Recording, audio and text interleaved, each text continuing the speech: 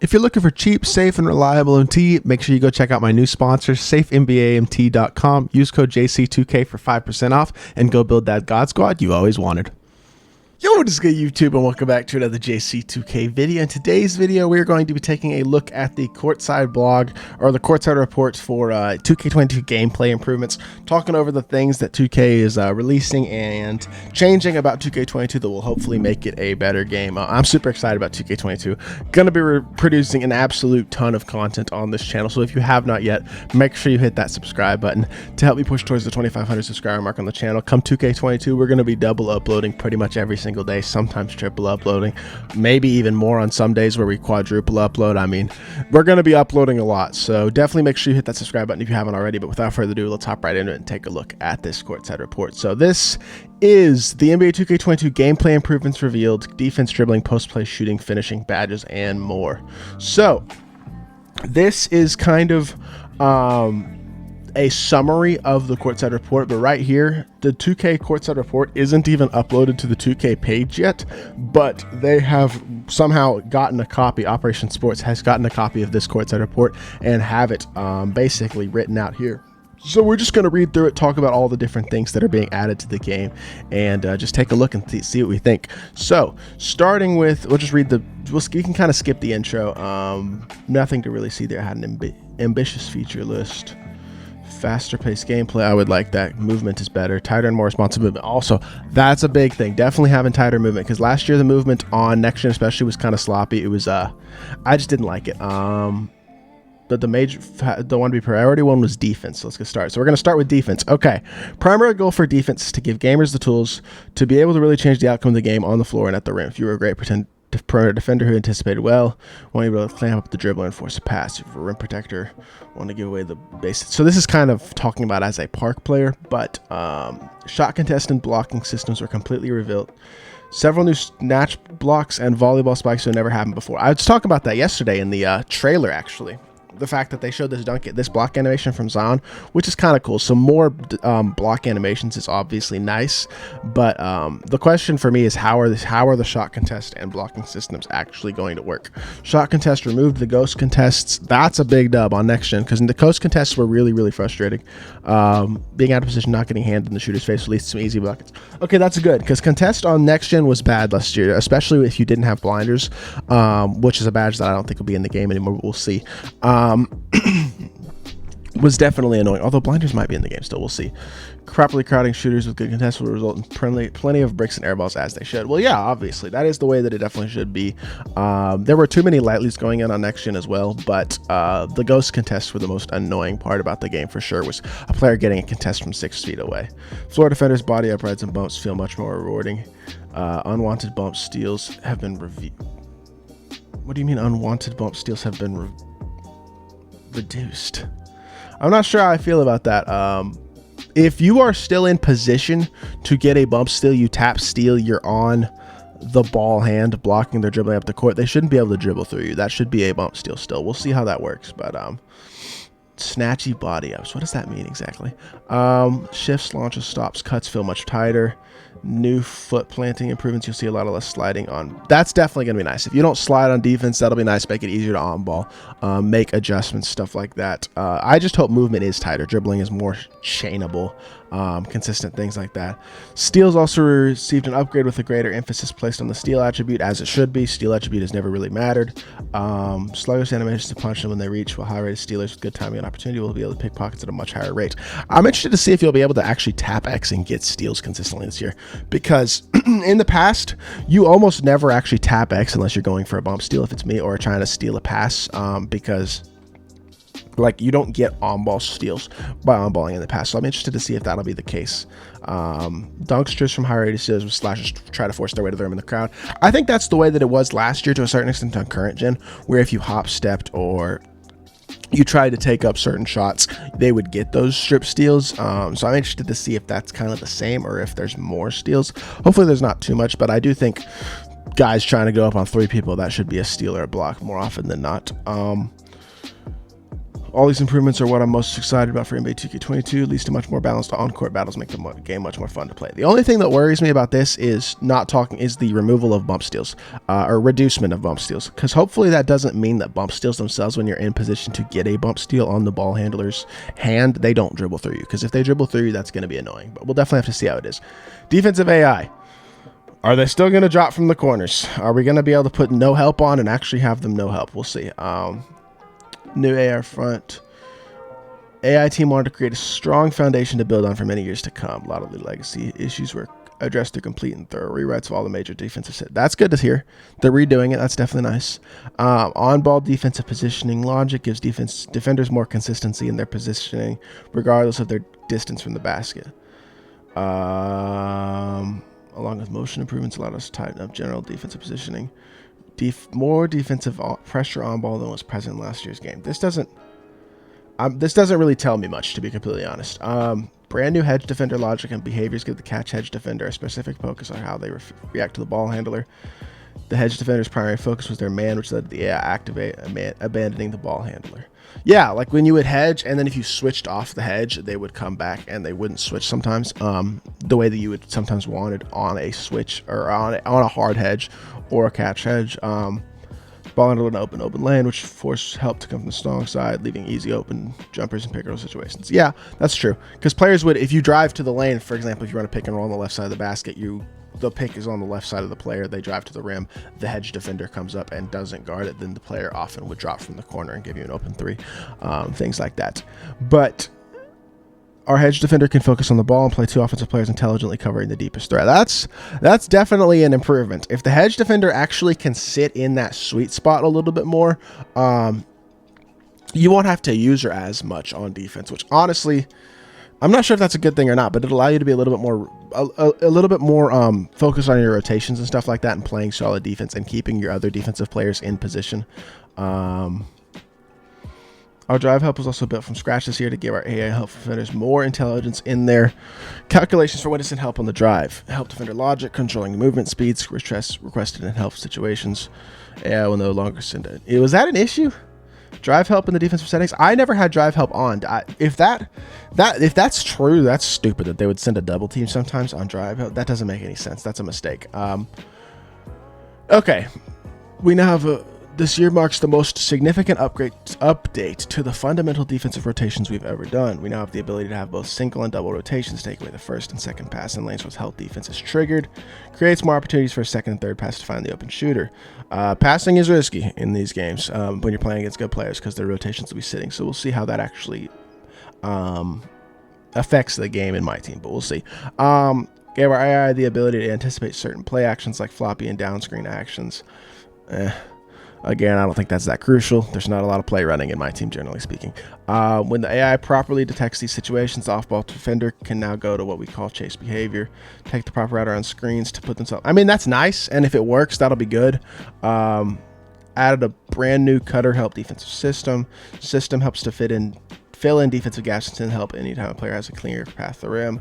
Pick up the cutter and send a rotation defender to cover the helper if possible. Honestly, that would be nice. If a player, for example, drops from somebody back cuts from the corner, or from the wing, corner switches down, wing rotates to corner. If you can have things like that where they rotate automatically, that will be nice. Almost worries me a little bit that there will be less... I'm just interested to see how much skill there will be required in defense if these rotations work. We'll see, because it might make a lot more rotations for you, which we'll see what happens. Offensively, dribbling is something I personally spend a lot of time work on. I'm extremely passionate about, and can say without a doubt the Playmakers are going to have a field day in this year's game. The one-to-one basic size-ups have been removed and replaced by one-to-one signature size-ups. What does that mean? Flicking the pro stick in various directions last year gave you fairly generic looking size-ups, while holding up on the stick gave you a nice looking mocap dribble series. Yeah, you could, you had a dribble series, a signature size-up from holding the stick up, but it wasn't really much. This year, the goal was to marry the two together and give each player a unique feel and rhythm when sizing up, while also giving the gamer complete control over how the series plays out. Big hezzy crosses, Harden's through the leg moves, Steph's quick gun crosses, and Luka's methodical rock back and forth dribbles are now under. Okay, my thing about this type of thing, it's cool for like play now and stuff, but I feel like a lot of these things, like especially the Luka back and forth dribbles, are just gonna be like a slow size up that's gonna be annoying. I think this might mean we're not gonna have the Pro 2 size up this year, because a lot of the time, especially on current gen last year, it was Pro 2 size up into a speed glitch. That was the offense. And I'm not saying the speed glitch should still be in the game, but having the Pro 2 size up as a way to start your offense in a pick and roll is a nice thing to have. So I'm interested to see, because they say they're saying they have about 50 unique signature size up packages to choose from. This is talking about more park stuff, but I'm interested to see how this works for my team. Will there be a lot of different signature size ups? Will they have the same types of, I mean, it's going to be interesting to see how the dribble sigs work in a size up to start your offense in a pick and roll or something like that. You can equip one of 32 dribble sequences, click 3 or 4 second dribble combos that you can trigger by simply holding sprint and flicking the pro stick up. I mean, that's cool that you'll have like a little bit more full court dribble sig stuff like that. But I'm going to be interested to see how that applies to my team specifically, where you can't really choose your sigs and the players automatically come with sigs. Mixing the signature size ups and signature combos together gives you a limitless variety how you want to break down your defender. We'll see how that works. Tons of other combos, cancels, and move chains you can pull off this year. Drag, dribble, hezzies, and spin step backs being more personal. Spin step backs, interesting. Be interesting to see how consistently these shots are greenable on Hall of Fame, stuff like that for my team. And that's the key on all this stuff. Quickly sending multiple pro sticks to vans and or attempting to move in various directions with the left stick after performing a dribble move will open up a world of new combos that will stifle the best defenders. That, I like this. In the past, you have not been able to chain dribble moves together when sprinting up the court and stuff like that, and it doesn't really open up to a lot of creativity. So creativity like that, if you become good at dribbling, I think will definitely be useful this year. It'll be nice to see. When it comes to dribble movement, you'll notice a significantly faster overall pace and much tighter control over how you navigate the court. This is really important. Having a faster movement when it comes to dribbling, especially, is one of the biggest things that frustrated me about next gen. Because that was not cool. I did not enjoy. I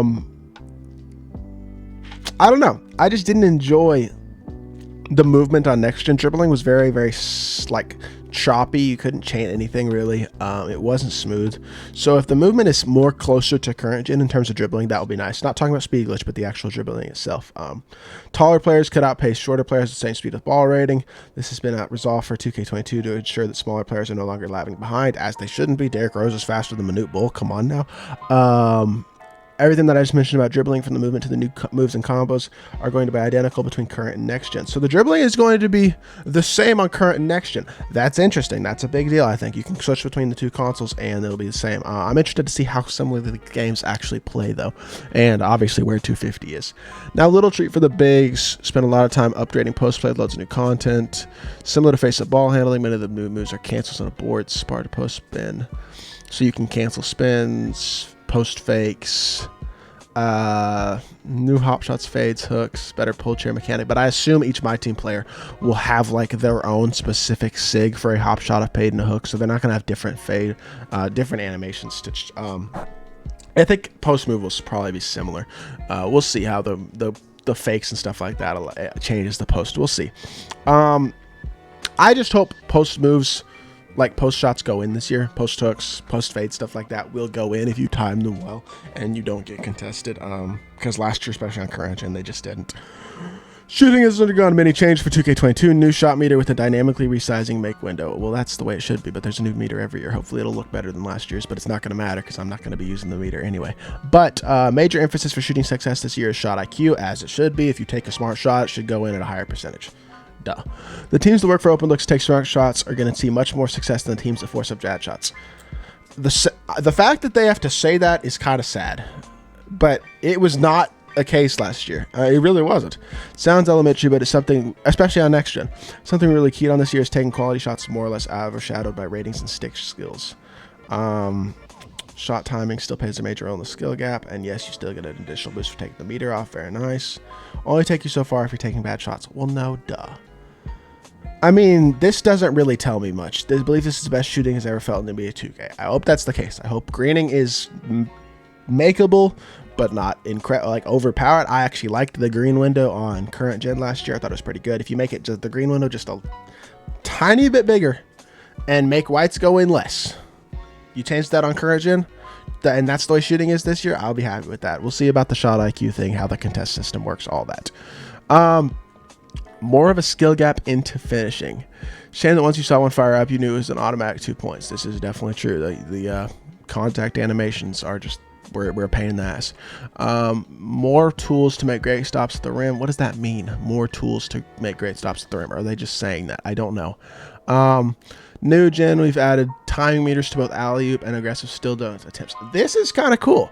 I like this. When alley-oop passes in the air, you have to press the shot button at the right time to finish off the oop. You either smoke the finisher, misses the catch completely. You can force bounce pass alleys. I mean, that's kind of cool. And like the fast break and stuff, but that's not like actually necessary. On the dunking side, holding sprint and falling straight down to the pro stick will trigger the aggressive skill dunks. When you have a defender standing on the rim, using the aggressive skill dunk feature will let you basically force a dunk attempt on demand as long as you have a strong dunker and have a bit of a runway. It's tough to hit the perfect timing for those hot. Oh my goodness. I don't know about this. This makes me think this game's going to be a contact fest, kind of like last year. Because if you can force a dunk attempt on demand, if you get good at timing dunks, it's going to be incredibly hard to stop. If that's actually the case, and you can pretty much drive to the rim and force a dunk attempt basically every time you have any sort of one-on-one matchup. So that's annoying. Dunk celebrations, don't care. Customize your dunk creator with an all. I mean, that's cool, but doesn't apply to my team. Builds, badges, and takeover. Player build is another hot topic. I'm going to be completely honest. I'm going to skip the build stuff because that just doesn't matter to me. Y'all can go watch a Park YouTuber who talks about that. This is going to be a pretty long video already, I think. Here are the new badges you can play around with NBA 2K22. This is what I want to see because these badges will be in my team. Fast twitch. Ability to get off the floor quicker for standing layups and dunks. This is a good badge. There are a lot of animations last year and in past years where you'd catch the ball into the rim, it takes them 3 seconds to gather, and then you get a contest or a block in what should have been an easy layup or a dunk. So that's a good badge. Ability to convert standing layups more effectively. So that's kind of like the opposite of Intimidator. We'll see how OP that is. Limitless takeoff. That just allows you to dunk from further. Okay. That might be pretty cheesy. We'll see. Bigs to finish over sorted players more efficiently. So it's like a mismatch badge. That's good. There's a lot of new badges. Golly. Unstrippable. So that's like unpluckable for dunking. Okay. Chef. Ability to knock down off dribble deep threes. Interesting. Logo range threes off a catch and shoot. Okay. So there is going to be more diversity to shooting this year if these badges work. That's interesting. You're going to have to play defense. When we get limitless range, good luck. Defense might be kind of tough. We'll see. Boost your ability to score when shooting early in the clock. That's kind of... okay. Ability to successfully shoot over taller defenders on a switch. So that's like point guard badge early in the year. The thing is, every card in the game is going to have all these badges by like April and May. But for the early in the year, this is definitely going to be interesting. Glue hands ability. We already saw this badge on the leak that they did last week. Ability to make difficult catches and quicker branch out to a shot or dribble. My hope is that this doesn't mean that if you don't have this badge, you get a lot of load ups, you drop passes, stuff like that will be a little bit annoying if that is the case. But if load ups are kind of the way they were last year and then this badge prevents them entirely, that'll be fine. I just don't want to be catching the ball with a player who doesn't have this badge and getting a load up every time I shoot the ball. That'll be very, very annoying. Boost the speed and effectiveness of moving dribble moves. That's cool. Speed, especially. That'll be nice. That'll be nice. We'll see what the actual effective moving dribble moves are in terms of actually getting open. So we'll definitely have to see what happens in game. But boost the ability to quickly chain dribble moves together. We'll see how useful that actually is in my team. We're gonna have to play the game a bunch before we actually figure that out. Post Playmaker, boost the effectiveness of both shots and moves while playing in the post. This is just a post badge. Triple threat juke. I guess would that like throw the defender out of the play or out of off balance on with the jab step, things like that. We'll see. The triple threat's not something we use a lot typically in my team, but we'll have to see. Ability to strip dunk and layup attempts more effectively for ball stripper. That's a hell of a badge name. I'm just going to put it that way. Wow. I mean, that's the opposite of this Grace Under... No. What badge? This Unstrippable badge. What are these names? Anyways. We'll We'll see. This might be a little bit annoying, but I don't think it'll be bad. Ability to get those scrappy 50-50 balls prettier than opponents. So that's kind of cool. Significantly drops the offensive ratings of opponents when you smother them. So when you get a smothered contest, or when you're like up on them on defense. We'll have to see how that works. Okay, so total badge count of 80. So there's probably a couple badges they're taking out. Reported all 80 badges to current gen, a massive upgrade for our fan base. That's kind of cool. So every badge in the game is going to be the same on next gen and current gen. That's a big dub. Something that we didn't have last year is a little bit annoying. Takeover perks. I'm not even going to look at this My Player stuff. These are the main features I wanted to highlight for this year's gameplay. Courtside report. Yada, yada, yada. Cool. Okay, well, I'll say this. Some of these badges look pretty cool. Some of them look a little bit useless. We'll see how a badge like glue hands works, how effective dribble moves chaining together and stuff like that actually is to get open. We'll definitely have to see what happens. This worries me, I'll be honest, the dunking part, with being able to force a dunk attempt. I hope that getting a good contest and stuff like that. I hope there are contests on dunk attempts this year, so it'll contribute to whether or not the dunk goes in, because this could be really, really annoying. If you're good at dunking, that's going to be a pain in the butt. So we'll definitely have to see what happens. This shooting is going to be interesting. I'm interested to see how effective you can shoot off the dribble this year compared to last year, because shooting off the dribble was almost non-existent outside the three-point line, or even inside the three-point line on higher difficulties last year. So if you can green moving shots and stuff like that easier, that will be nice. Post play, I'm not too concerned about all the different post moves and stuff like that, because I don't think it's going to be that big of a change, in all honesty. We'll see what happens, but I just hope you can make post fakes, post fades, post hooks, things like that, and have a little bit more effectiveness in the post, just to add that extra element to your offense. But we'll see what happens. Dribbling, I like the fact that dribbling is going to be quicker, that the movement is going to be quicker. I'm interested to see how the size up stuff works, if there winds up being a basic size up at any time, or if you just have to, like, only certain players size ups are going to be effective, which is going to make dribbling harder with certain players. We'll see what happens. We'll figure out the meta, of course, but yeah, and I mean, defensively, it seems like there's going to be a little bit smarter defensive AI, which is good. I'm interested to see if they still drop from the corners as much as defenders do in the past, from like pump fakes, zones, stuff like that. And I'm interested to see if this means they're going to be rotating for you more, if they're going to be effective rotations, if they're going to throw themselves out of the play for no reason because they're dumb on their rotations and they don't do smart things. So we'll see what happens. This steal as well. Will steals be more effective on ball, where if you're on balling the player you're playing against, you tap X, are you going to be able to get steal with higher rated steal players, or is that still not going to be a thing? Because in the past, that's a very, very rare thing. So there's several things about this that seem cool, but I'm very interested to see how they wind up working in game. But it looks like they put a pretty decent amount of work into this game, so I'm looking forward to it. I am trying not to get my hopes too high, because admittedly this is 2K and we know how this game is, but I have hope. It looks like they've changed some things.